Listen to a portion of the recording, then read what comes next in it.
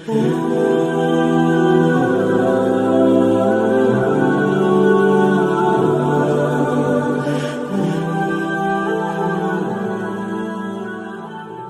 یہ بڑے مبارک ایام ہیں، اس کی راتوں کی بھی اللہ نے قسم کھا کر ہمیں عمل کے لیے مہمیز دی ہے کہ ان دنوں میں کم از کم غفلت کے ساتھ اپنے ان اوقات کو نہ گزاریں۔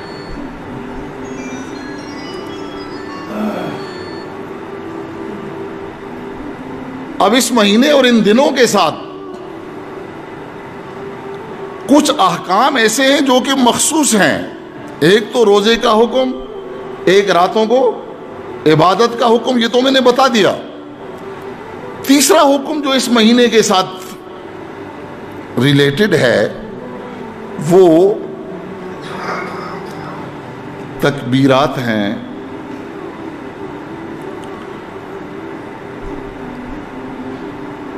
یہ 9ویں ذی الحجہ کو آپ نے یہ تکبیرات پڑھنی ہے صبح کی نماز کے بعد۔ تکبیر کیا ہے؟ اللہ اکبر اللہ اکبر لا الہ الا اللہ اللہ اکبر وللہ الحمد۔ یہ واجب کی حیثیت رکھتی ہیں۔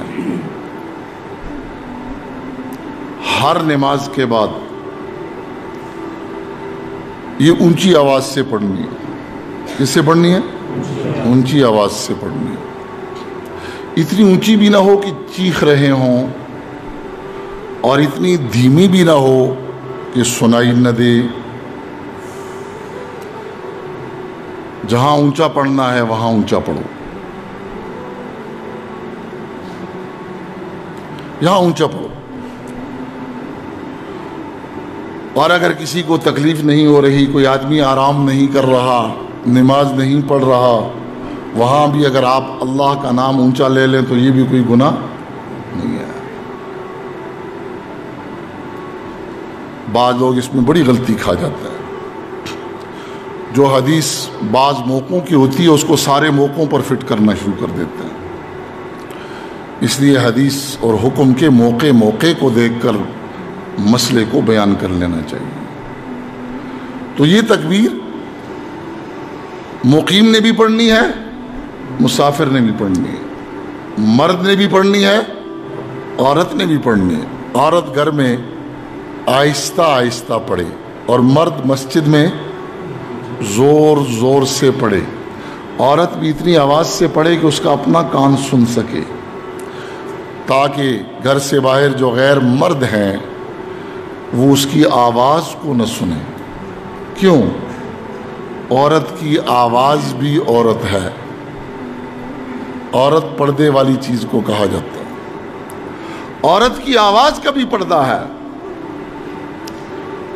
تو زور سے اس کو اللہ کا نام لینا کہ غیر مردوں کے کانوں میں پڑے، یہ حرام ہے۔ اذان دینا ثواب کا کام ہے کہ گناہ کا کام ہے؟ لیکن عورت دے گی تو پھر کیا ہوگا؟ وہ اذان میں کوئی گالیاں دے گی کہ اللہ کا نام لے گی؟ اللہ کا نام لے گی۔ لیکن منع کیا گیا ہے۔ جب عورت کو زور سے اذان دینا منع ہے، زور سے تلاوت کرنا منع ہے، تو گانے سنانے تو جائز ہوں گے پھر؟ یہ موبائل میں جو ساری آوازیں فیڈ کی ہوئی ہیں یہ کس کی ہیں؟ اور یہ سب کی محرمہ ہیں۔ سارے پاکستانیوں کے ساتھ دودھ پیا ہے انہوں نے اکٹھے۔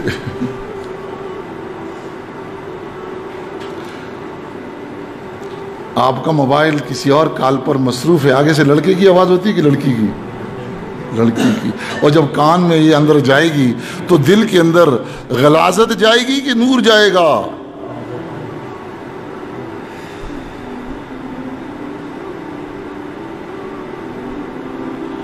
عورت آزان، یہ لڑکا بھی تو کہہ سکتا ہے،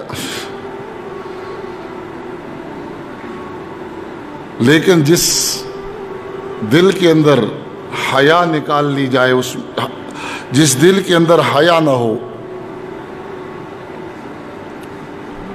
اس میں ایمان نہیں ہوتا. اس لیے غیروں کی سب سے بڑی کوشش کیا ہے؟ اس حیا کا صفایا کیا جائے، اور اس پر پورے شد اور مد سے کام چالو ہے،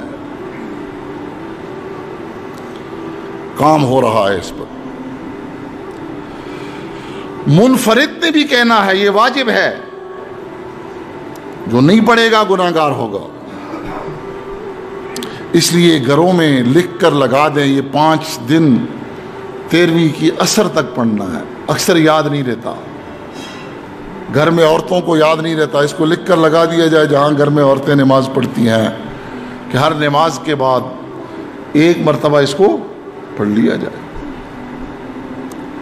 اب اگر ان ایام کو ایام تشریق کہتے ہیں، اور ان ایام تشریق کے اندر اگر کسی آدمی سے فرض نماز قضا ہو جاتی ہے اور وہ انہی ایام کے اندر اس کی قضا کرتا ہے، تو ان ایام کی قضا نمازوں کے بعد بھی اس تکبیر کا پڑھنا واجب ہے.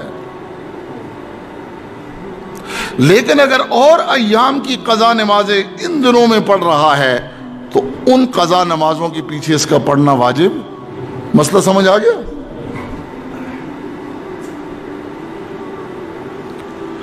اور ایام تشریق کی کوئی نماز اگر کسی اور دنوں میں قضا کرے 13ویں کے بعد، پھر بھی نہیں پڑھنی.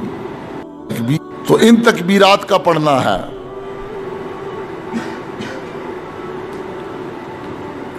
اس تکبیر کی اصل روح کیا ہے؟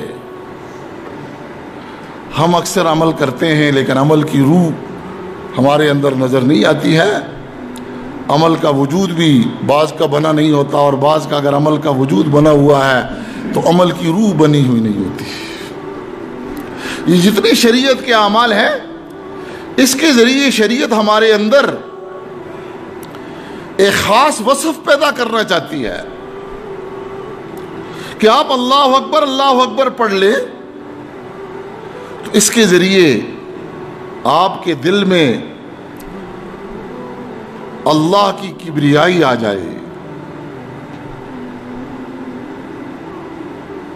کہ وہ اکبر ہے، اور اس کے مقابلے میں ساری مخلوق وہ اصغر ہے.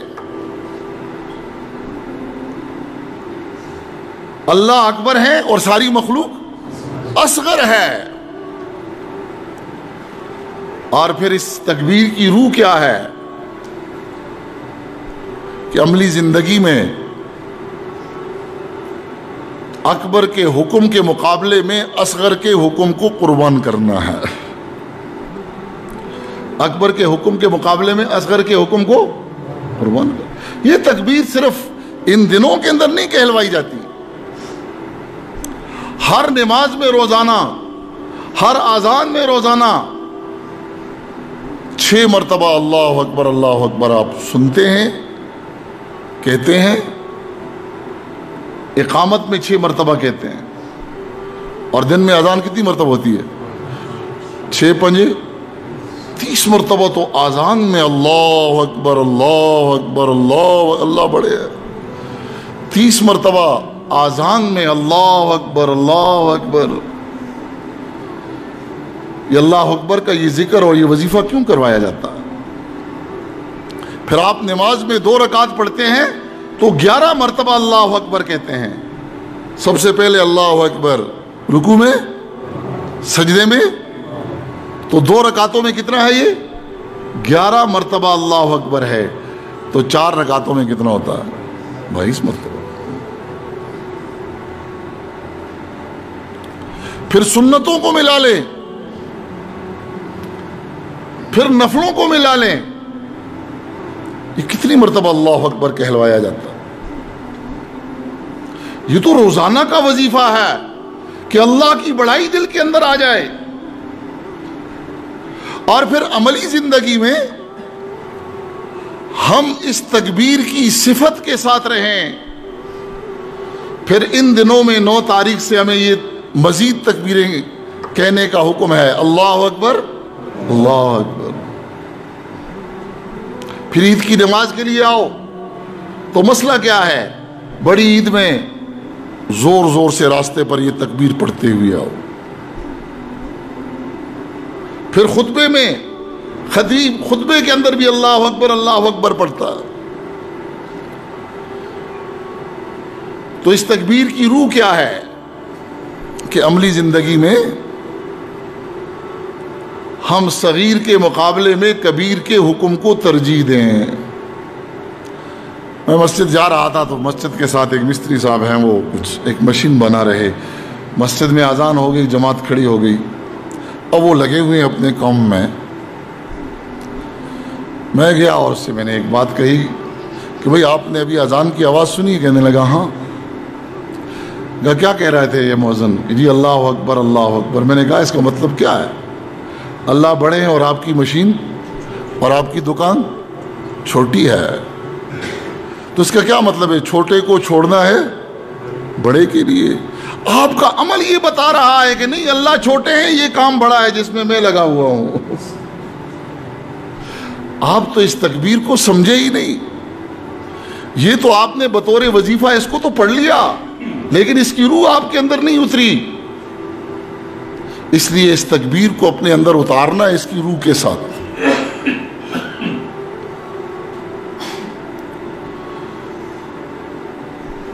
نماز ہم مسجد میں پڑھیں گے، لیکن باہر کی زندگی نماز کے حال میں گزارنی ہے۔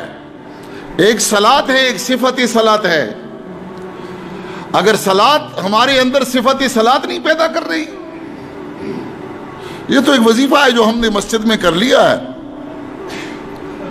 فرض ادا ہو جائے گا ذمہ سے، لیکن باہر جا کر ہم نے صفت صلاۃ کے ساتھ رہنا ہے۔ صفت صلاۃ کیا ہے؟ جب آپ نماز میں کھڑے ہوتے ہیں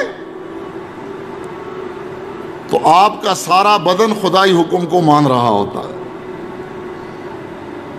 تو دکان میں آپ نے صلاۃ نہیں، صفت صلاۃ کے ساتھ رہنا ہے۔ آپ کا سارا بدن خدائی حکم کے مطابق چل رہا ہو۔ یہ کب ہوگا؟ جب آپ کی صلاۃ ٹھیک ہوگی تو صفت صلاۃ بھی ٹھیک ہوگی۔ یہ برباد ہوگی تو وہ بھی برباد ہوگا۔